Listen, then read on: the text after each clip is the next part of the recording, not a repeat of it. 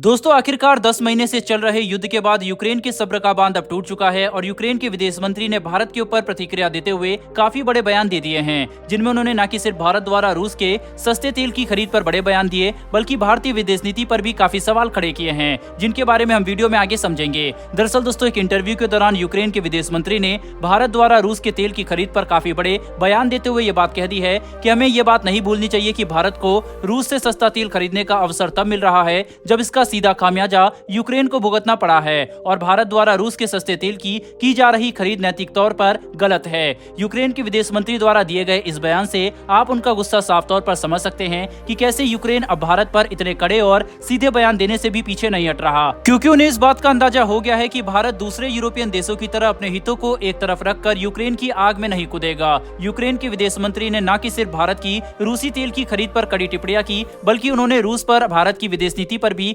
सवाल उठाते हुए ये बयान दिए हैं कि यूक्रेन उस वक्त का इंतजार कर रहा है जब भारत खुलेआम सीधे तौर पर यूक्रेन युद्ध को यूक्रेन में युद्ध की बजाय रूस द्वारा यूक्रेन पर किया गया हमला बोलेगा। और इस बयान से आप यूक्रेन की मंशा समझ सकते हैं कि यूक्रेन चाहता है कि भारत इस युद्ध को रूस की गलती और यूक्रेन को विक्टिम की तरह दर्शाए, जो कि अभी तक का नैरेटिव रहा है। हालांकि भारत अपनी विदेश नीति को लेकर पूरी तरह से संतुष्ट है, जिसके तहत भारत अभी भी गुटनिरपेक्ष रहते हुए न तो खुलकर यूक्रेन का और न ही रूस का समर्थन कर रहा है, जिससे भारत अपने इंटरेस्ट को भी हासिल कर सके और किसी की भावनाओं को भी ठेस न पहुंचाए। लेकिन भारत अपने हितों को लेकर काफी मजबूती से काम कर रहा है, जिससे भारत के अंदर किसी भी तरह का ऊर्जा संकट खड़ा न हो जाए। भारत में जब जर्मनी की विदेश मंत्री दौरा करने आई थी तब उनसे बातचीत करते हुए भारतीय विदेश मंत्री डॉक्टर एस जयशंकर ने रूस से की जा रही तेल की खरीद को काफी मजबूती से डिफेंड किया। वहीं डॉक्टर एस जयशंकर ने यह बात कह दी कि यूक्रेन अपनी ऊर्जा जरूरतों के हिसाब से फैसले करते हुए भारत को कुछ और करने के लिए मजबूर नहीं कर सकता, यानी कि यूक्रेन रूस से की जा रही तेल की खरीद पर दो तरह के नियम नहीं रख सकता, जो कि काफी गलत है। साथ ही उन्होंने इस तथ्य को भी उजागर किया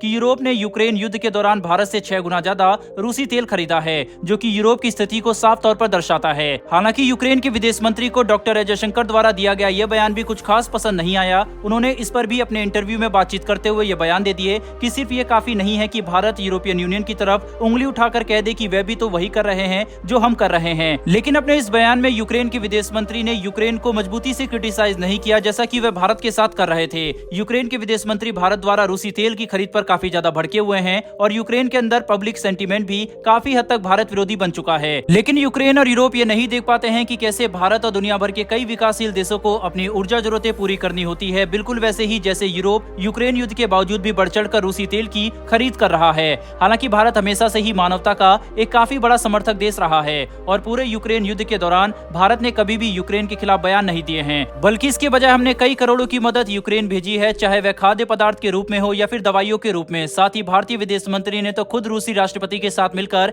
ये बयान दिए थे कि यह समय युद्ध का नहीं है और हमें तेजी से शांति की तरफ बढ़ना चाहिए, जिसकी पूरी दुनिया में काफी ज्यादा प्रशंसा भी हुई थी। वहीं पर ऐसा भी नहीं है कि भारत सिर्फ बयान देकर रुक गया हो, बल्कि भारत ने कूटनीतिक तौर पर भी रूस से बातचीत करके यूक्रेन के साथ एक शांति समझौता कराने की कोशिश भी की थी। लेकिन तब खुद यूक्रेन ही अड़ गया कि जब तक वह क्रीमिया को आजाद नहीं करा लेते तब तक वह रूस के साथ कोई भी शांति समझौता नहीं करना चाहते, जिसके बाद चीजें एक ही जगह पर अटक गई और कर्च ब्रिज पर हुए भीषण हमले के बाद युद्ध एक बार फिर से भड़क गया, जिसके तहत रूस ने एक बार फिर से लगातार हमले तेज कर दिए। हालांकि यूरोप और यूक्रेन को यह बात समझनी चाहिए कि उनकी परेशानी की वजह से भारत अपने देश में एक ऊर्जा संकट नहीं खड़ा कर सकता। यही वजह है कि भारत अपनी ऊर्जा जरूरतों पर किसी भी तरह का कॉम्प्रोमाइज नहीं करना चाहता, बल्कि हाल ही में आई रिपोर्ट के हिसाब से तो लगातार 2 महीने से रूस भारत का पहला तेल सप्लायर बना हुआ है और भारत हर दिन रूस से लगभग 9 लाख बैरल तेल या फिर अपनी जरूरत का कुल 21% क्रूड ऑयल खरीद रहा है। लेकिन दोस्तों आपको क्या लगता है कि क्या भारत को यूक्रेन की बात मानते हुए रूस के साथ क्रूड ऑयल की खरीद को कम कर देना चाहिए या फिर अपनी ऊर्जा जरूरतों को ध्यान में रखते हुए